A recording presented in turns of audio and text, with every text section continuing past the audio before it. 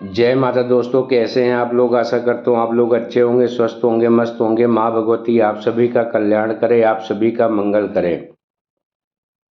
दोस्तों, चिता जलाने के बाद क्या 1 घंटे तक आत्मा शमशान में क्यों खड़ी रहती है। गरुड़ पुराण में बताया गया है कि मित्रों, जब किसी इंसान की मृत्यु होती है तो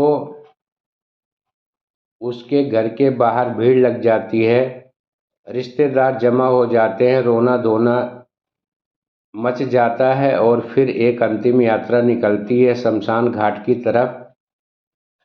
राम नाम सत्य है के नारे लगते हैं और उस शरीर को, जिसे कल एक मखमल के गद्दों पर नींद आती थी, उसे लकड़ियों के ढेर पर लिटा दिया जाता है, आग जला दी जाती है। और जब वह शरीर धूं धूं करके जलने लगता है तो धीरे धीरे सारे रिश्तेदार, सारे दोस्त और सारे परिवार वाले वहां से जाने लगते हैं। वह पीछे मुड़कर नहीं देखते, यह सोचकर कि अब सब खत्म हो गया है। लेकिन क्या सच में सब खत्म हो गया है? यहीं से शुरू होता है वह भयानक और रोंगटे खड़े कर देने वाला सच, जिसके बारे में गरुड़ पुराण के प्रेत खंड में विस्तार से बताया गया है। जब शमशान में आखिरी आदमी भी चला जाता है, जब चिता के आग बुझने लगती है और सिर्फ गर्म राख और सन्नाटा बचता है, तब वहां पर एक शख्स खड़ा रह जाता है। वो कोई इंसान नहीं होता, वह उसी मृतक की आत्मा होती है जो अपनी ही राख के पास खड़ी होकर उस मंजर को देख रही होती है। जरा सोचिए, वह आत्मा जो कुछ घंटे पहले तक उस शरीर के अंदर थी, जो उस शरीर के को अपना मानती थी, आज वह शरीर के राख में ढेर में बदल हो चुकी है। देख रही है, उसे विश्वास नहीं होता कि जिस शरीर को अपने पूरी जिंदगी संवारा, खिलाया पिलाया, सुरक्षित रखा, जिस चेहरे के आईने में देखकर उसे गुरूर होता था, वह एक एक मुट्ठी राख बन चुका है। गरुड़ पुराण कहता है कि दाह संस्कार के ठीक बाद 1 घंटे बाद आत्मा के लिए सबसे ज़्यादा कष्टदायी, डरावना और भारी होता है। यह वह समय होता है जब वह आत्मा को पहली बार यह एहसास होता है कि वह अब इस भौतिक दुनिया का हिस्सा नहीं रही। इस 1 घंटे में शमशान की वह भयानक खामोशी में आत्मा के साथ क्या क्या घटता है, उसे क्या दिखाई देता है और वहां से तुरंत यमलोक क्यों नहीं जाती, आज हम इसी गहरे रहस्य से पर्दा उठाएंगे। जी हाँ दोस्तों, इस वीडियो कमज़ोर दिल वालों के लिए नहीं है, क्योंकि इसमें मौत के बाद को नंगा सच, जिसे सुनने के लिए कलेजा चाहिए। इस सबसे पहले हम उस स्थिति को समझेंगे कि जब शरीर जल रहा है तो शास्त्रों के अनुसार जब तक शरीर पूरी तरह नहीं जल जाता तब तक वह आत्मा को एक मोह रहता है। उसे लगता है कि शायद मैं वापस इस शरीर में प्रवेश कर सकूं, शायद मैं फिर से जिंदा हो सकूं। बार बार उस जलते हुए शरीर के पास जाती है, उसके चारों तरफ चक्कर लगाती है, लेकिन आग की लपट और यमदूतों की अदृश्य पास उसे उस शरीर में घूमने नहीं देता। वह देखती रहती है कि कैसे उसकी त्वचा जल रही, कैसे उसकी हड्डियां चटक रही हैं। यह एक दृश्य उसके लिए किसी प्रलय से कम नहीं होता। और फिर आत्मा वह दर्दनाक पल, जिसे कपाल क्रिया कहते हैं, जब घर का कोई सदस्य या बेटा बांस के डंडे से जलते हुए शव के सिर पर प्रहार करता है और सिर को फोड़ देता है। यह दृश्य देखने में जितना भयानक है, आत्मा के लिए उससे कहीं ज़्यादा पीड़ादायक है। गरुड़ पुराण कहता है कि जैसे कि कपाल फटता है, एक जोरदार धमाका होता है जो सिर्फ आत्मा को सुनाई देता है। यह वह पल है जब आत्मा का उस शरीर से आखिरी बंधन टूट जाता है। उसे समझ आ जाता है कि अब वापसी का कोई रास्ता नहीं बचा है, या दरवाज़ा हमेशा के लिए बंद हो चुका है। लेकिन असली कहानी तो इसके बाद शुरू होती है दोस्तों। जब कपाल क्रिया हो जाती है और शरीर झल झल कर खाक हो जाता है, तब नियम के अनुसार घर वाले और रिश्तेदार वहां से लौटने लगते हैं। शास्त्रों में सख्त नियम है कि शमशान से लौटते वक्त पीछे मुड़कर नहीं देखना चाहिए। क्या आपने कभी सोचा कि ऐसा क्यों कहा जाता है? इसके पीछे एक बहुत बड़ा डरावना कारण है। जब परिवार वाले वहां से जाने लगते हैं तो आत्मा घबरा जाती है। उसे लगता है कि यह लोग मुझे इन सुनसान और डरावनी जगह पर अकेला छोड़कर कहाँ जा रहे हैं। वह चिल्लाने लगती है, आवाज़ देती है, लेकिन रुको रुको, मुझे भी साथ ले चलो, मैं यहाँ अकेला नहीं रह सकता, मुझे डर लग रहा है। लेकिन उसकी आवाज़ किसी को सुनाई नहीं देती, क्योंकि वह आवाज़ हवा में गूंजने वाली ध्वनि नहीं बल्कि एक कंपन है। वह आत्मा दौड़ती है, अपने बेटे को पकड़ने की कोशिश करती है, अपनी पत्नी या पति को आवाज़ देती है, उनके कपड़ों को पकड़ने की कोशिश करती है, लेकिन उसका हाथ उनके शरीर के आर पार निकल जाता है। वो किसी को छू नहीं सकती, किसी को रोक नहीं सकती। और जब वह देखती है कि उसके उसके अपने ही लोग जिनके लिए उसने पूरी जिंदगी पाप किए, झूठ बोला, बेईमानी की, रात दिन एक एक पैसा कमाया, वह आज उसे एक अनजान जगह पर राख के ढेर के पास अकेला छोड़कर जा रहे हैं, तब उसे जीवन का सबसे बड़ा धोखा महसूस होता है। उसे समझ आता है कि दुनिया का कोई भी रिश्ता आखिर तक साथ नहीं देता। सब मतलब के साथी हैं। जैसे ही शरीर ने साथ छोड़ा, सब ने मुंह मोड़ लिया। अब सवाल आता है कि आत्मा उस शमशान में 1 घंटे तक क्यों रुकती है और वह तुरंत उनके पीछे क्यों नहीं जाती? गरुड़ पुराण के अनुसार शमशान भूमि भगवान शिव का निवास स्थान मानी जाती है, लेकिन यह अतृप्त आत्माओं, भूतों और पिशाचों की गढ़ भी है। जब कोई ताजा मृत्यु होती है तो उसे आत्मा के चारों तरफ एक सुरक्षा कवच होता है जो उसे कुछ समय के लिए शमशान की नकारात्मक शक्तियों से बचाता है। लेकिन जैसे जैसे समय बीतता है वह कवच कमजोर पड़ने लगता है। उस 1 घंटे के दौरान आत्मा शमशान में मौजूद दूसरी भटकती हुई रूहें दिखाई देने लगती हैं। उसे अजीब अजीब सी डरावनी आवाज़ें सुनाई देती हैं।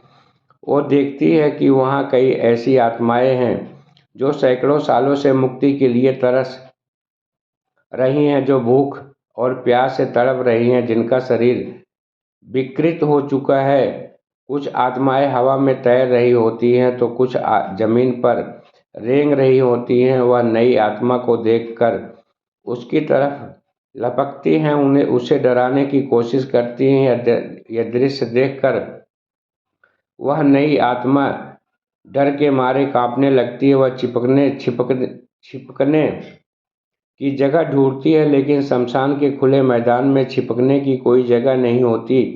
उसे अपनी गलतियों का, अपने पापों का पछतावा होने लगता। वह सोचती है कि काश मैं जीवन में कुछ पुण्य किया होता, काश मैंने भगवान का नाम लिया होता, आज मुझे यह दिन नहीं देखना पड़ता।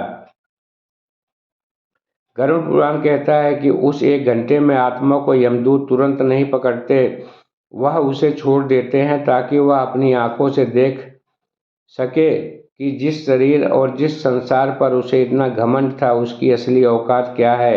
यह शमशान वैराग्य का क्षण होता है, आत्मा को यह एहसास दिलाने के लिए कि तूने क्या खोया और क्या पाया है। उसे वहां रुकना पड़ता है। उस समय आत्मा को एक बहुत ही विचित्र अनुभव होता है। उसे कुछ समय का ज्ञान नहीं रहता। जो हमारे लिए 1 घंटा है वह उस आत्मा के लिए कई दिनों का बराबर लगता है। उस अकेलेपन में, उस सन्नाटे में उसे अपने जीवन की रील दिखाई देने लगती है। गरुड़ पुराण इसे जीवन समीक्षा या लाइफ रिव्यू कहता है। बचपन से लेकर जवानी तक और जवानी से लेकर बुढ़ापे तक उसने जो भी कर्म किए, चाहे वह बंद कमरे में किए या सबके सामने, सब कुछ उसकी आंखों के सामने तैरने लगता है। उसने किस किस का दिल दुखाया, किस किस का हक मारा, किस किस का धोखा किया, किस किस को धोखा दिया, वह सबसे उसे याद आने लगता है। और सबसे बड़ी बात, उसे यह भी दिखाई देता है कि उसने किन कर्मों का दूसरों पर क्या असर पड़ा। अगर उसने किसी गरीब की मजदूरी मार ली तो उसे उस गरीब के बच्चे भूख से रोते हुए दिखाई देते हैं। अगर उसने किसी जानवर को पत्थर मारा तो उसे जानवर का दर्द महसूस होता है। यह मानसिक पीड़ा शरीर पीड़ा से कई गुना ज़्यादा होता है। आत्मा चीखती है, रोती है, लेकिन वहाँ से उसके आंसू पोंछने वाला कोई नहीं होता। वहाँ सिर्फ हवा की सनाहट होती है और दूर कहीं कुत्तों के रोने की आवाज़।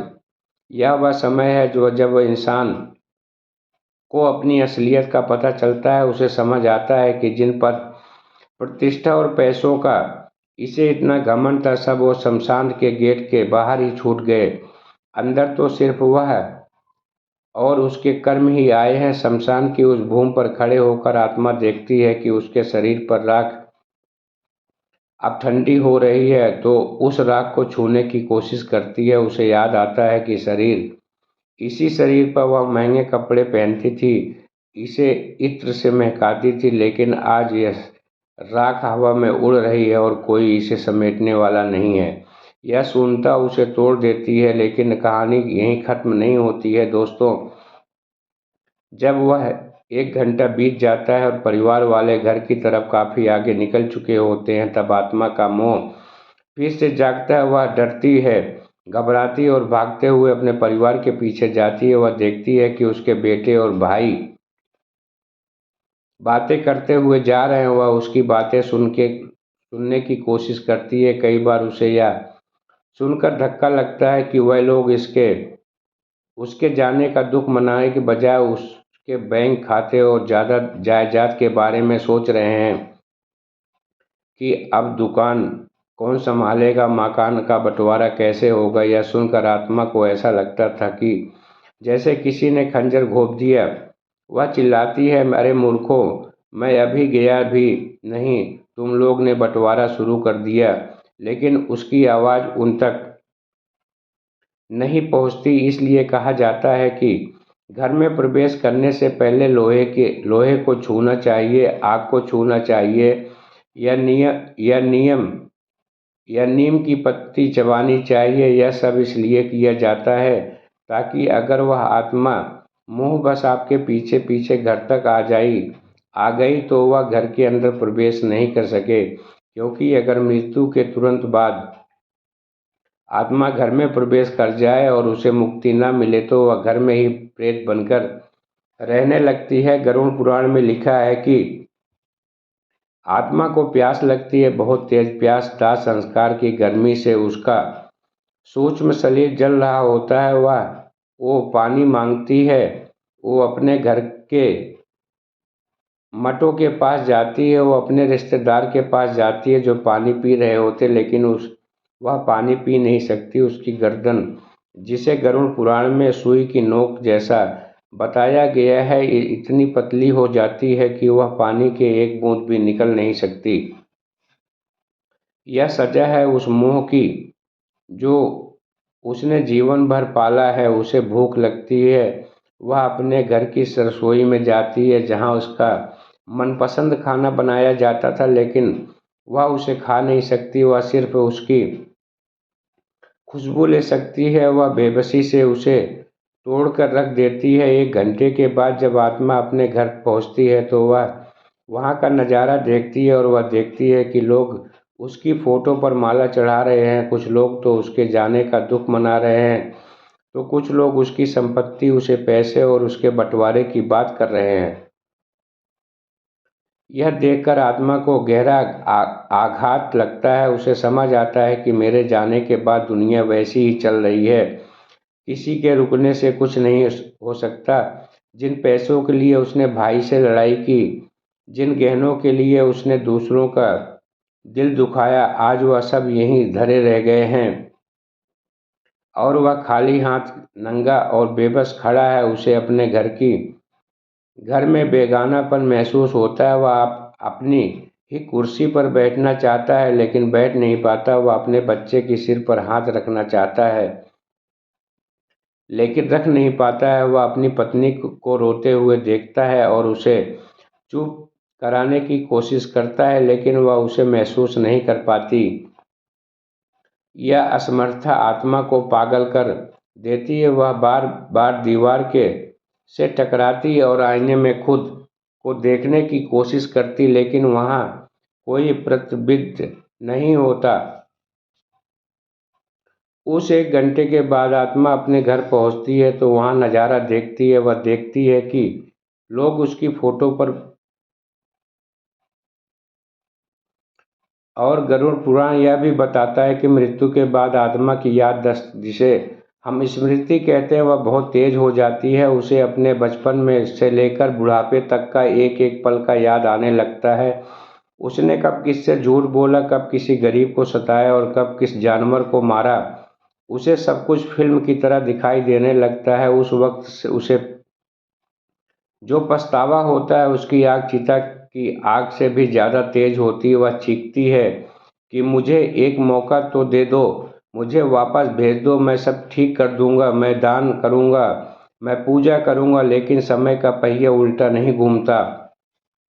उस समय आत्मा को यमदूतों का असली रूप दिखाई देने लगता है। वह यमदूत पहले सिर्फ परछाई जैसे लग रहे थे, अब वह स्पष्ट होने लगते हैं। पापी आत्मा के लिए उनका रूप अत्यंत भयानक होता है। उनकी आंखें लाल अंगारों जैसे होती हैं, बाल बिखरे हुए होते हैं, दांत बाहर निकले हुए होते हैं और हाथ में काला पास होता है। वह आपस में बात करते हैं कि इस पापी को किस नरक में ले जाना चाहिए। उनकी बातें सुनकर आत्मा थर थर कांपने लगती है, लेकिन जो पुण्य आत्मा होती है उसके जीवन में धर्म का पालन किया होता है, उसे वह यमदूत सौभाग्य और शांत दिखाई देते हैं। वह उसे आदर से बात करते हैं और उसे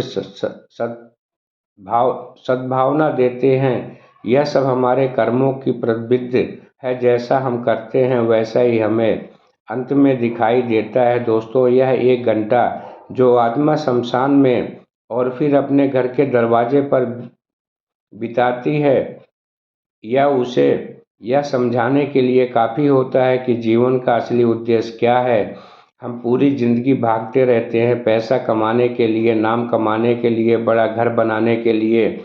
हम रिश्तों को दांव पर लगा देते हैं, नैतिकता को भूल जाते हैं, लेकिन अंत में 1 घंटा 1 घंटे में हमारे पास सिर्फ हमारे कर्म होते हैं। अगर आपने जीवन में किसी प्यासे की किसी प्यासे को पानी पिलाया है तो उस वक्त आपको ठंडक महसूस होगी। अगर आपने किसी नंगे को कपड़ा पहना दिया, उस वक्त आपको सुरक्षा महसूस होगी। लेकिन अगर आपने सिर्फ बटोरा, तो उस वक्त आपको सिर्फ तड़प मिलेगी। गरुड़ पुराण का यह ज्ञान हमें डराने के लिए नहीं है, यह हमें जगाने के लिए है। यह हमें बताता है कि जिस मौत के से हम इतना डरते हैं वो तो आनी ही है, और जब वह आएगी तो हमारे बैंक बैलेंस, हमारी डिग्रियां, हमारे सब कुछ यहीं धरे रह जाएंगे। उस 1 घंटे में जब हम अपनी ही राख को देख रहे होंगे, तब हमें सुकून सिर्फ इस बात से मिलेगा कि हमने किसी का भला किया था। इसलिए शास्त्रों में कहा गया है कि जब शरीर में प्राण है तब तक शुभ कर्म कर लो, दान करो, सेवा करो और सबसे जरूरी भगवान का नाम लो। क्योंकि गरुड़ पुराण में भगवान विष्णु खुद कहते हैं कि जो व्यक्ति मेरे नाम का जप करता है उसे मृत्यु के बाद यमदूत नहीं बल्कि मेरे पार्षद लेने आते हैं। उसे शमशान की उस भयानक गर्मी और अकेलेपन का सामना नहीं करना पड़ता, बल्कि उसे एक दिव्य विमान में बिठाकर सीधे बैकुंठ ले जाया जाता है। शमशान में उस 1 घंटे के दौरान आत्मा को और भी विचित्र अनुभव होते हैं। उसे वहाँ मौजूद पिंडी और चावल के गोलों को खाने की इच्छा होती है जो उसके पुत्र ने प्रदान किए। गरुड़ पुराण के अनुसार पहले ही दिन पिंडदान बहुत कुछ महत्वपूर्ण होता है। अगर विधि विधान से पिंडदान न किया जाए तो आत्मा को बहुत भूख लगती है और वह शमशान में इधर उधर भटकती रहती है। कभी कभी शमशान के पास पेड़ों पर लटक जाती है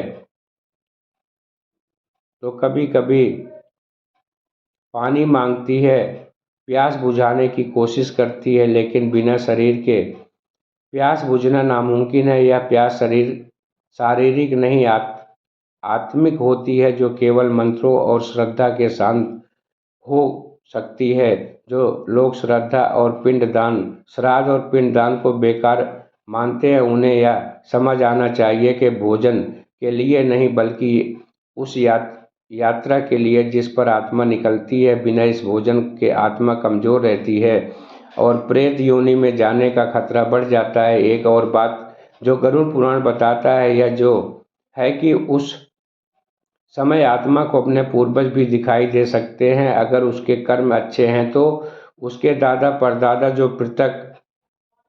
जो पैतृक मृतक में है उस लेने के लिए उसे टंडन बढ़ाने के लिए वहाँ सूक्ष्म रूप में आ सकते हैं। वह उसे कहते हैं कि डरो मत, हम तुम्हारे साथ हैं। यह मिलन आत्मा को बहुत शांति देता है। लेकिन अगर कर्म बुरे हैं तो वहाँ सिर्फ अंधेरा और डरावनी आकृतियाँ दिखाई देती हैं। वो मदद के लिए पुकारता है लेकिन कोई नहीं आता। यह अकेलापन ही नरक की पहली सीढ़ी। हमें यह समझना होगा कि हमारा शरीर 5 तत्वों से बना है: मिट्टी, पानी, आग, हवा और आकाश। जब शरीर जलता है तो यह पांचों तत्व वापस प्रकृति में मिल जाते हैं, लेकिन आत्मा को इन तत्वों में परे है, वह वहीं रह जाती है। उसका सूक्ष्म शरीर, जिसे हम यातना शरीर में भी कहते हैं, वो बना रहता है। इसी शरीर के माध्यम से वह सुख और दुख महसूस करती है। चिता की आग उसे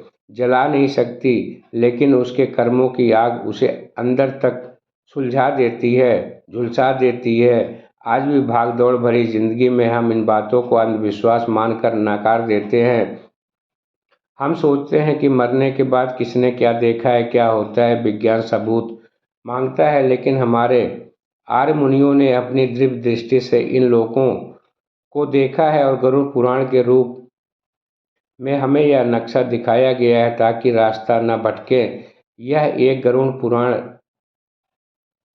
में बताया गया है कि इस जीवन के बाद की यात्रा कैसे करनी है। अगर हम इसे नज़रअंदाज करेंगे तो नुकसान हमारा ही होगा। जैसे किसी अनजान देश में जाने से पहले हम वहाँ के के नक्शे को देखते हैं और समझते हैं। गरुड़ पुराण में यह भी बताया गया है जिन लोगों की अकाल मृत्यु होती है, यानी जो समय से पहले दुर्घटना, आत्महत्या या किसी महामारी के कारण मर जाते हैं, उनकी स्थिति उस 1 घंटे और भी ज़्यादा दर्दनाक होती है। उन्हें समझ नहीं आता कि उनके साथ क्या हुआ। वह अपनी कटी फटी या जली हुई देह को देखकर और भी ज़्यादा डर जाते हैं। उनके मोह ज़्यादा भी गहरा हो जाता है क्योंकि इनकी इच्छाएं अभी अधूरी होती हैं। इनका जीवन चक्र पूरा नहीं हुआ होता है। ऐसे में उनके लिए पिंडदान, तर्पण और नारायण बलि जैसे पूजा और भी ज़्यादा जरूरी होती है। अगर आपके परिवार में या जान पहचान में किसी की ऐसी मृत्यु हो तो उनके नाम से विशेष पूजा या दान जरूर करना चाहिए ताकि उस 1 घंटे की तड़प से उसे थोड़ी राहत मिल जाए और प्रेत योनि में न भटके। तो दोस्तों, यह थी थोड़ी सी जानकारी। मेरे द्वारा दी गई जानकारी आप सभी को अच्छी लगी हो, समझ में आई हो तो वीडियो को लाइक कर देना, चैनल को सब्सक्राइब करके ओम नमो नारायण, श्री हरि विष्णु भगवान जरूर लिखना।